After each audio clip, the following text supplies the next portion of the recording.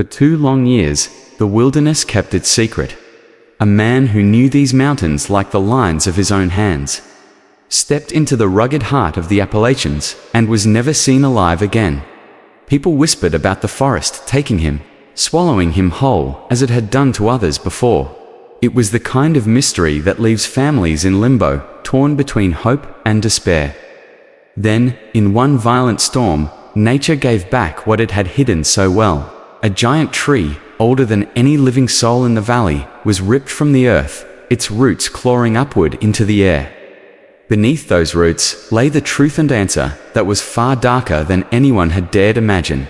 What began as a simple missing person case would turn into one of the most disturbing murder investigations the region had ever seen. What could have happened in those silent woods that turned a skilled and cautious outdoorsman into a victim buried in the earth for 2 years, who had the knowledge, the nerve, and the cruelty to hide him where no one would think to look? If you want to uncover the answers to these questions, then like this video, subscribe to my channel, Unscripted Tales, and help this story reach 5,000 likes. The Appalachian Mountains stretch for miles upon miles, a sprawling maze of dense forest, jagged ridges, and hidden hollows. They are beautiful, but they are also unforgiving.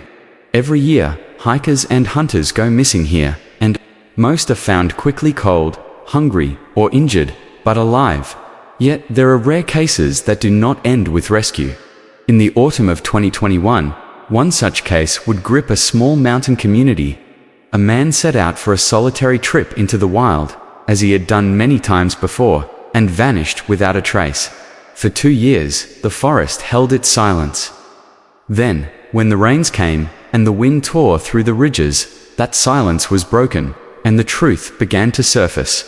It was November 6, 2021, when 41-year-old Daniel Harper closed the door of his small mountain home for what should have been just another autumn trip into the wild. He was no stranger to the Appalachian backcountry. Born and raised in these hills, Daniel knew every bend in the trail, every change in the wind. The forest was not a challenge to him, it was a second home. He was married to Ellen, and together, they were raising 2 children who had grown up listening to their father's stories of the woods. Daniel was careful by nature, almost meticulous. Before every trip, he would clear the kitchen table and spread out a worn paper map, marking his route in neat red lines. He would point out his planned stops to Ellen, give her a precise return date, and remind her of his rule. If he was not back by Monday evening, start calling on Tuesday morning. This time was no different. He traced his finger along the Spruce Ridge area, right on the state line, showing her where he planned to go. His final destination was an old, abandoned observation tower near the North Fork Mountain Trail. He packed light but with purpose, a large backpack with 3 days of food, a well-maintained hunting rifle, and his old but trusted GPS device. To Daniel, this was not a thrill-seeking expedition. It was a tradition, a time to be alone with the quiet hum of the forest. As the morning sun broke through the thin November clouds, he kissed Ellen, promised he would be back on Monday, and drove off in his green pickup truck. That was the last time anyone saw him alive. What happened between the moment Daniel stepped onto that trail and the moment the forest swallowed him whole would become a question that haunted his family and the people of the mountains. Somewhere out there, in the stillness of the ridges, the first thread of this dark story was already being pulled. Monday evening came and went, but Daniel Harper did not walk through the front door. Ellen felt a small twinge of worry, but she reminded herself that Daniel knew the forest better than anyone. Perhaps the weather had slowed him down, or he had decided to rest in his truck before driving home. She waited through the night, but when the morning sun rose on Tuesday and his phone was still out of range, that quiet worry turned into a knot of fear. She picked up the phone and called the county sheriff's office. The officers listened patiently, told her that delays were not unusual for hunters, but promised to send a patrol to check the trailhead. Hours later, they called her back. Daniel's green pickup truck was there, parked neatly at the edge of the dirt lot. The doors were locked, and inside, everything looked untouched. No sign of a break-in, no sign of struggle. To Ellen, that was both a relief and a growing dread. It meant Daniel had walked into the forest and had not walked out. By Wednesday, it had been 5 days since Daniel left home. That was when the search began in full force. The sheriff's deputies were joined by state rescue teams, trained dog handlers, and volunteers from surrounding towns. Many of those volunteers were hunters themselves, men and women who understood the terrain and the dangers it could hide. They spread out in organized lines, moving carefully through the dense woods. The dogs caught Daniel's scent from the truck, but lost it only a few hundred yards down the rocky trail. Helicopters circled above, scanning the forest floor. But the autumn canopy was thick, hiding everything beneath a blanket of orange and brown. Day after day, the search widened, covering streams, ravines, and steep slopes where a man could fall and disappear from sight. At first, the mood was hopeful. People thought perhaps Daniel had slipped, injured himself, and was waiting for help. But as the days passed with no sign, no torn fabric, no discarded gear, not even a spent bullet casing, that hope began to fade. Everyone knew that a hunter like Daniel would never leave his rifle, his pack, or his food behind. He valued preparation too much to walk away from his gear. As the search dragged on, whispers began to pass among the volunteers. The older ones spoke of old mountain legends, of travelers who vanished into these woods and were never found. Stories of places where the forests seemed to close in on a person and never let go. Rescuers tried to push such thoughts aside, but it was hard to ignore the feeling that something about this case did not make sense. What they did not know was that far from the marked trails, deep in a quiet hollow, the first traces of the truth were waiting to be found. Nearly 2 weeks had passed since Daniel Harper vanished into the forest, and the search was beginning to wind down. The cold was creeping in, and the first signs of winter brushed the mountain ridges. That was when a small group of volunteer searchers stumbled upon something unusual. They had been combing through a secluded hollow, a good 3 miles away from where Daniel was supposed to be, according to his map, when they spotted the remains of a small campfire. The ashes were faintly visible under a layer of damp leaves, still gray and soft to the touch. One of the men crouched down, brushing the leaves aside, and that was when a glint of metal caught his eye. 2 empty shell casings lay half buried in the dirt. They were from a rifle, and when checked, the caliber matched the one Daniel had carried. For the first time since the search began, there was a concrete sign that he had been here. The discovery sparked more questions than answers. Why had Daniel gone so far off his planned route? This place was not only out of the way, it was deep in an area that few people visited, and why only 2 shots? If he had been hunting, there should have been signs of a kill, or at least some trace of his activity. If it had been a signal for help, most hunters would fire 3 times to draw attention. The search teams combed every inch of the surrounding area, circling outward from the campfire site. There was no backpack, no rifle, no food, no sign that Daniel had packed up and moved on. It was as if he had vanished from that very spot without taking a single thing with him. The dogs brought in to check the site circled restlessly, catching a faint scent and then losing it almost immediately. Days later, the first snow began to fall, covering the forest floor and freezing the search in place. The sheriff's office had no choice but to suspend the operation. Daniel Harper's case was marked as missing under unexplained circumstances. His family was left with an empty seat at the table and a growing sense that something far more sinister had happened out there. What no one could imagine was that nature itself would hold the secret for 2 long years before finally giving it back. 2 years passed, and Daniel Harper's name had become part of local folklore. People spoke of him in hushed tones, another soul claimed by the unforgiving Appalachian wilderness. Then, in the spring of 2023, a week of relentless rain swept across the mountains. Hillsides crumbled, streams roared with muddy water, and the wind tore through the high ridges. In one hidden valley, an ancient oak tree that had stood for centuries gave way. Its massive roots tore out of the ground like giant claws, leaving a wall of tangled wood and soil behind. A small group of tourists was hiking along an old dry stream when they came across the fallen giant. The smell of fresh earth hung in the air. The exposed roots were thick and twisted, curling around stones and chunks of soil. One of the hikers moved closer, his eyes catching something that did not belong there. Wedged among the dark earth was a faded patch of blue fabric, and next to it, a length of strap, worn but still intact. Something about it felt wrong. This was not the kind of thing you would find washed down by a storm. The group quickly called 911. Within the hour, the first patrol officer arrived, took one look at the scene, and immediately secured the area. The news reached the investigator who had worked Daniel's case 2 years earlier, and his gut told him he needed to be there. The excavation was slow and careful. Forensic specialists moved in with brushes and small tools, knowing that the massive roots could shift at any moment. First, the corner of a decayed backpack emerged. Then came a heavy hunting jacket, followed by a cracked leather belt. When they cleared more soil, the truth came into view: a human skeleton, curled unnaturally on its side, as though forced into the cramped space under the roots long before the tree had fallen. Small roots had grown through and around the bones, binding them to the earth. When the skull was uncovered, the evidence was unmistakable. A deep dent marked the side of the head, the kind of injury caused by a violent blow with something heavy. This had not been an accident, it had been murder.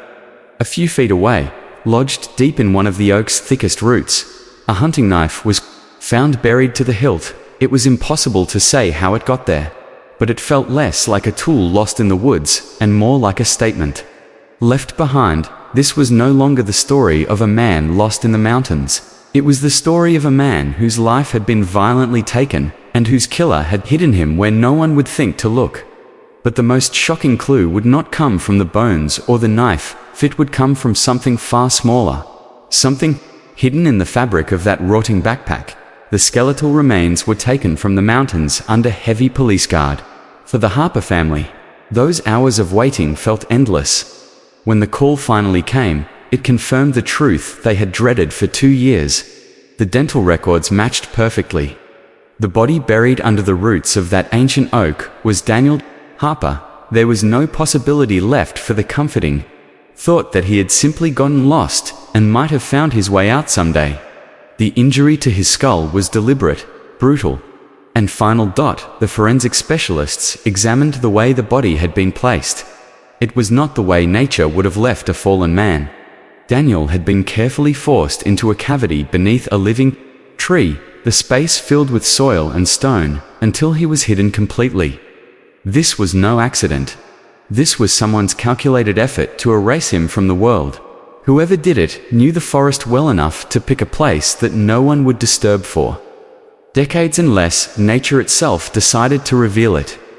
Attention then shifted to the belongings found with him. The backpack, though rotting and crumbling in places, still carried pieces of its original form. The thick nylon straps had been pressed against the soil in such a way that parts of them were surprisingly well preserved. The technicians swabbed every inch, searching for anything left behind. By human touch, what they found was the break the case had been waiting for. Embedded in the fibers of the right strap was DNA. Not just a faint trace, but a full, clean profile. And it did not belong to Daniel Harper.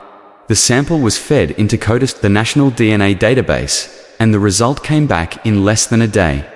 The match was to a man named John Calder, a 49-year-old from the region whose name was already well known to game wardens across the state. Calder's record read like a handbook of wildlife crimes: poaching elk and deer out of season, setting illegal traps, carrying unregistered weapons into protected lands. He was a man who knew the backwoods as well as Daniel did, but unlike Daniel, he lived by no rules but his own. The detectives dug deeper. What they found sent a chill through the entire investigation.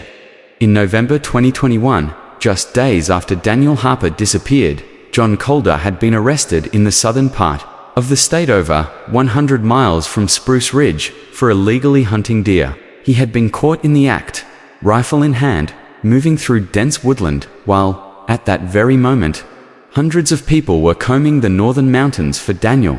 It was too much to write off as coincidence. And when they began rereading old witness notes from the original search, they found one quiet detail that now rang like a warning bell. A gamekeeper had reported seeing Calder during those frantic search days. Calder claimed then that he had crossed paths with a lone hunter on the North Fork Trail, and they had simply nodded before going their separate ways. In 2021, that had seemed like a meaningless detail. But now, with Calder's DNA on Daniel's backpack, those words felt like the opening lines of a lie. The truth was coming closer, and soon investigators would step directly into the path of the man they believed had taken Daniel's life. The detail from the old gamekeeper report now carried an entirely different weight. 2 years earlier, during the frantic early days of the search, the gamekeeper had stopped to speak with John Calder on one of the winding country roads. Calder had appeared nervous but had offered a casual story. He said he had passed a hunter on the North Fork Trail who matched Daniel Harper's description. According to him, they had exchanged nothing more than a nod before continuing in opposite directions. Back then, it had seemed like harmless background information. But now, with Calder's DNA found on Daniel's backpack, it looked like the outline of a lie if Calder had truly done nothing more than pass Daniel on the trail. His DNA should not have been pressed into the very strap of the backpack. That small piece of evidence turned his story from casual coincidence into a potential confession in disguise. Detectives knew they had to find him, but tracking Calder was not going to be simple. He had no permanent address, no fixed job, and no daily routine. He moved between the homes of distant relatives, cheap roadside motels, and makeshift camps deep in the forest. For days, investigators chased down leads. They questioned old acquaintances, neighbors, and known associates. Some claimed not to have seen him in months, others offered vague sightings that led nowhere. Whether they were telling the truth or trying to shield him was impossible to tell. Calder's reputation as a man who knew how to disappear into the wilderness seemed to be proving true. Then came the break. An anonymous tip reached the sheriffs. Off as the caller said, Calder was holed up in an abandoned trailer on the edge of a logging site in a neighboring county. At dawn the next day, 2 unmarked police vehicles rolled quietly onto the dirt track leading to the trailer. From the outside, it looked long deserted, but a thin ribbon of smoke rose from a narrow metal chimney pipe. The officers surrounded the trailer and announced themselves. The silence inside stretched for a moment before the door creaked open. Calder stepped into the grey morning light. He was unarmed, his face drawn and tired, as though he had been expecting them. He offered no resistance as the handcuffs closed around his wrists. What happened once? Calder was seated across from detectives in the interrogation room would take the story from suspicion to confession and reveal a deadly confrontation in the wilderness that had been buried as carefully as Daniel's body. John Calder sat motionless in the cold interrogation room, his fingers laced together on the table, his gaze fixed on a spot far away from the detectives across from him. At first, he denied everything. He said he had no part in Daniel Harper's disappearance, repeating that all he had done was pass a hunter on the trail and give him a nod before moving on. His voice was flat, almost rehearsed, as if he had told himself this version of events too many times to count. The detectives let him speak, then slowly began to place evidence in front of him. First came a photograph of Daniel's rotted backpack, unearthed from beneath the oak tree's massive roots. Calder looked at it, gave a small shrug, and said it proved nothing. Then came the DNA report. Highlighted in bold was the conclusion his DNA had been found on the strap. The match was exact. The atmosphere in the room shifted. Calder's eyes dropped to the paper, and his shoulders stiffened. The silence grew heavy. The detectives began to speak of the body's discovery, of the unnatural way it had been hidden beneath a living tree, and of the crushing blow to Daniel's skull. They described the pain his family had carried for 2 years and how Calder was the last known person to see him alive. The weight of their words hung in the air until Calder finally looked up. His voice, quieter now, broke the stillness. He admitted that what he had told before was not the truth. He said he had been poaching in a restricted area when Daniel appeared on the trail. Daniel had quickly understood what he was doing and had confronted him. Calder claimed that Daniel threatened to report him and even tried to take his rifle. The argument turned into a struggle, each man pulling and shoving in the narrow space between the trees. In that moment, Calder reached for something heavy on the ground. He was unsure if it was a rock or a thick branch hand struck Daniel once. The impact was fatal. Panic set in. Calder dragged the body from the trail and wandered through the forest until he came across the great oak tree.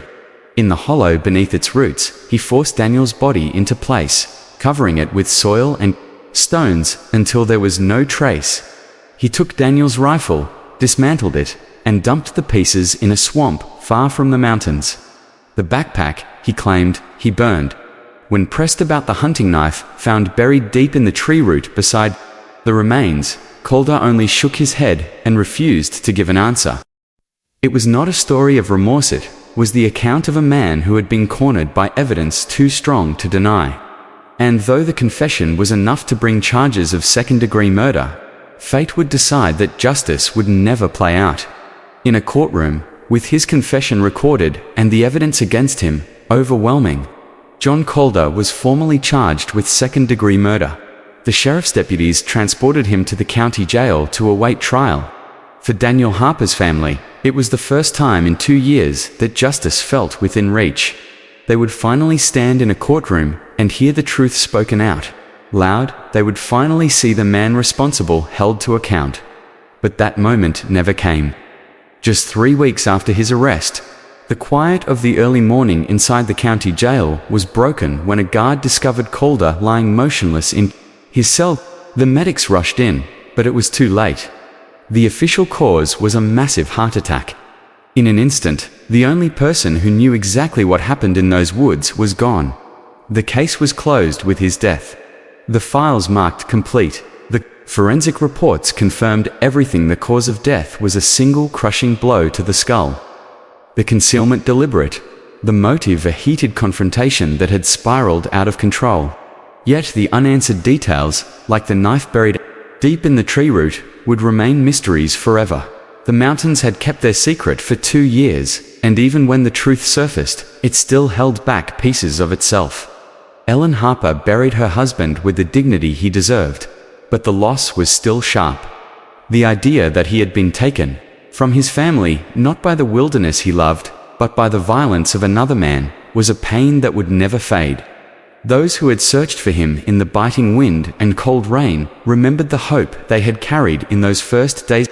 How it felt when the forest finally gave him back. It was an ending without triumph, a justice that never stood before a judge, and somewhere in the silent ridges of the Appalachians, the trees still swayed as if they knew that not every truth can be spoken. If you are still here watching this story, then it means this story deserves your like and subscribe. Please help me complete 5,000 likes on this story, because this is a dare challenge from my mother. So help me guys, it is totally free. And tell me in the comments, from which city are you watching this story?